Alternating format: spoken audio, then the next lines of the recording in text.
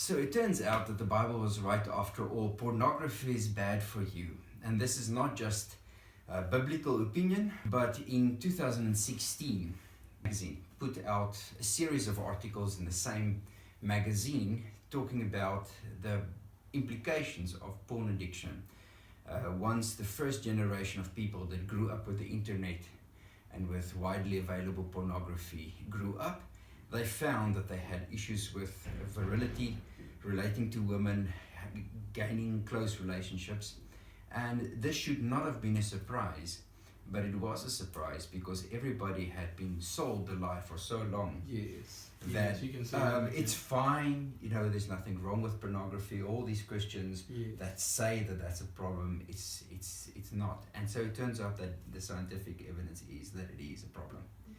So we had a question that we answered last night on Q&A. Yes. So actually the question was, since we're already talking about the porn, let's dive into how do we overcome porn addiction for Christ followers as well as the secular world. So it's actually surprising that there are now several sites available, websites available, that try to help people to become free of porn addiction, and it is now recognized as an addiction, that are not even run by Christians. Yes.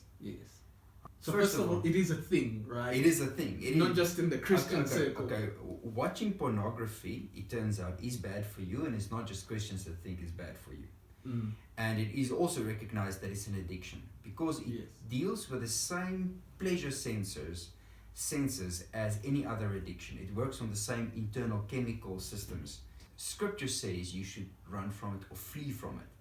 Now, a Christian is not often told to run. Right? We're supposed to push out, not pull in. When Christians pull in, that's when we're weak.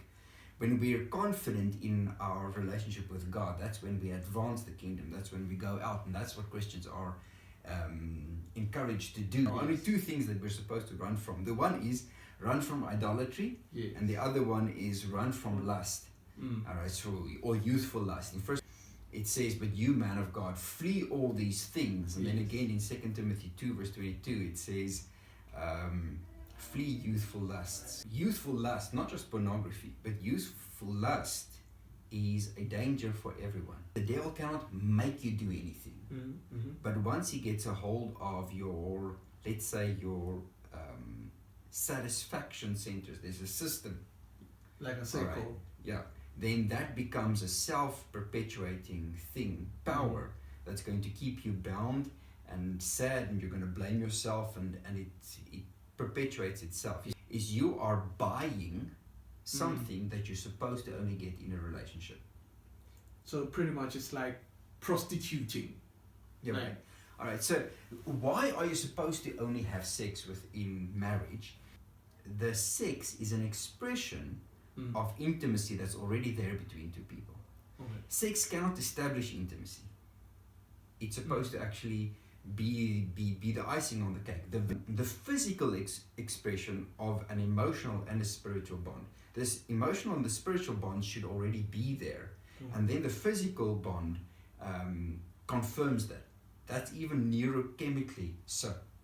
All right, the different hormones that are actually secreted during different stages of a relationship, they actually work best if you preserve the sexual intimacy once the other emotional bonds have been set in place.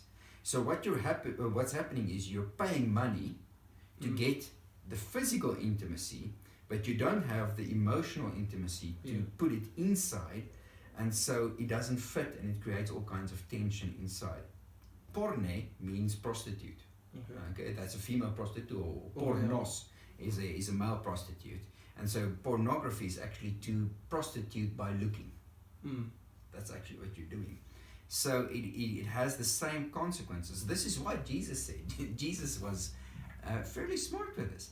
So Jesus said, way back in Matthew 5, Jesus says, your righteousness must surpass the righteousness of the Pharisees. That's in Matthew 5, verse 19 and 20. And then he goes on to say, just a few verses later, in verses 27 and 28, you've heard it said of old, you will not commit adultery.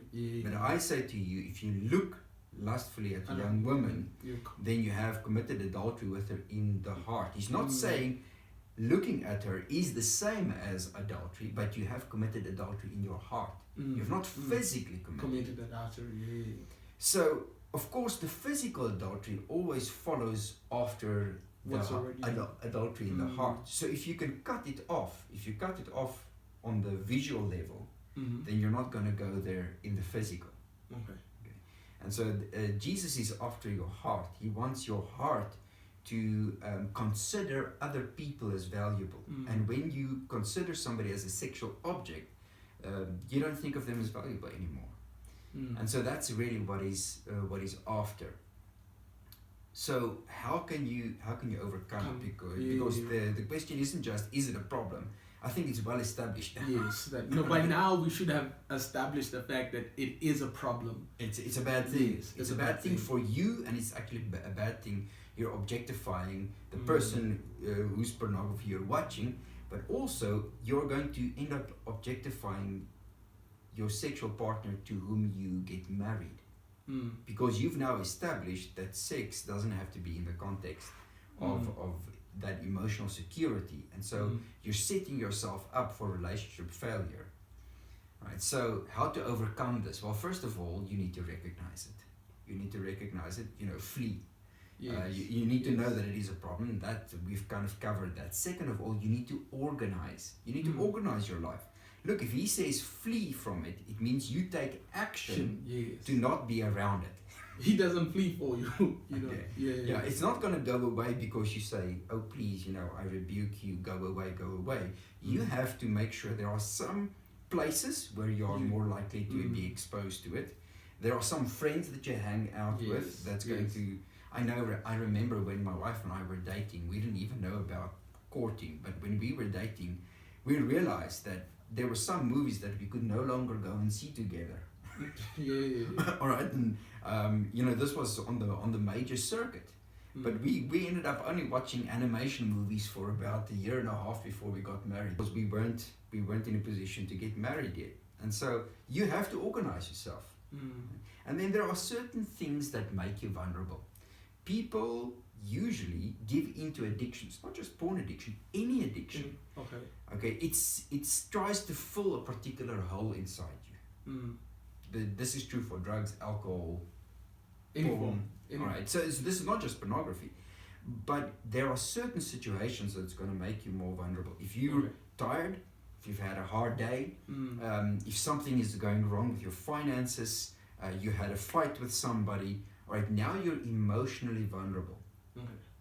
And you're going to try to soothe that emotional upset. Okay. So some people try to soothe it through chemicals.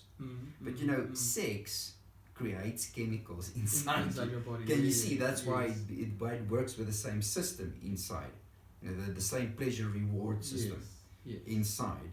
Right? And so with pornography. So if somebody notices a pattern in their life, that these are the times when I'm most likely to give in, then of course organize. Right? If you've just had a bad day, don't go home and sit in a dark room and browse the internet. Yes, because then you're heading in the wrong direction. You're kind of setting yourself up to fail. So rather, if you've had a bad day, call somebody that you love. All right, somebody that cares about you. Call a friend and say, look, I've got an issue. Well, that's actually part of the other solutions that we want to present. So first of all, recognize it, organize your life so that you're not vulnerable, or if you're vulnerable, that you have other places and people to hang out with, other things to do. And then I would say, third of all, prioritize. Look, he does say flee, but that's not the whole story. That's a partial answer. Yes. Because all that you've done is now you've left a bigger vacuum. You need to fill the vacuum with something else, right? And so in both those verses that I quoted earlier, pursue righteousness, godliness, faith, love, endurance and gentleness. In 2 Timothy 2, he says, pursue righteousness, faith, love, peace. You can kind of hear it's the same guy.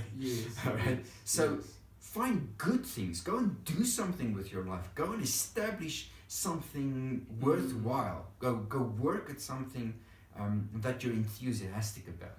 So pursue something good. Go pursue something in the kingdom. And then he says, along with all those who call on the name of the Lord out of a pure heart. Now there you have the fellowship element. That's why I say call somebody.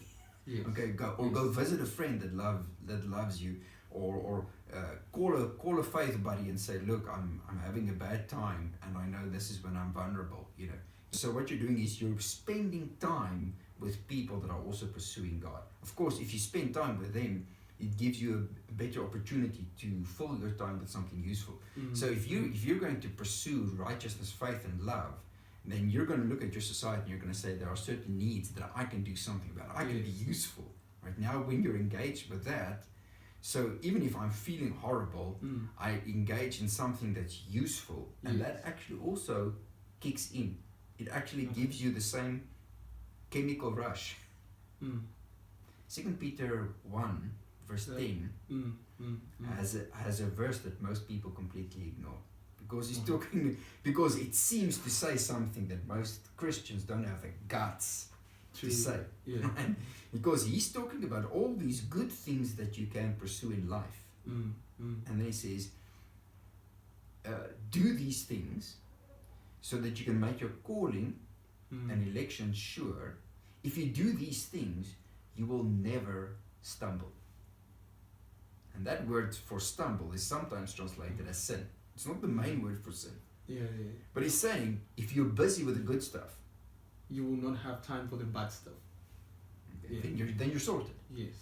So that's a big one. And I think if we just look at the negative, don't do this, don't do this, don't do this, don't do this, that's not going to work. But if I say, I'm going to pursue something good, you'll only stop the bad stuff if you have something good to do. People that say sin is isn't fun, have never sinned, or they're lying. Okay, and I don't know anybody that has never sinned. Right? True. Except Jesus, we're all in that boat. So people won't sin if it didn't feel good. And so you need to replace it with something else. One of the resources that I would advise people to go and look up is Covenant Eyes. It's a set of software that you can download on all your electronic devices. And what it does is you set it up with a partner, and then you keep each other accountable. So it's not. I'm not saying the software is not without its own little quirks and difficulties, and some people complain about that and about the limitations that it imposes on your browsing. But how far do you want to stay away from danger? Right? Name from Job 31 verse 1 that says, I've made a covenant with my eyes that I won't look at a woman lustfully. So and there are many good websites for Christians and non-Christians alike that help with this. But I think the weakness in almost all these things are they're dealing with prevention rather than shifting your focus to say, all right, how do I do something useful with my life? Fill my life with something good. Then the whole isn't there. Then I'm not drawn by these different things. As always, speak the truth in love.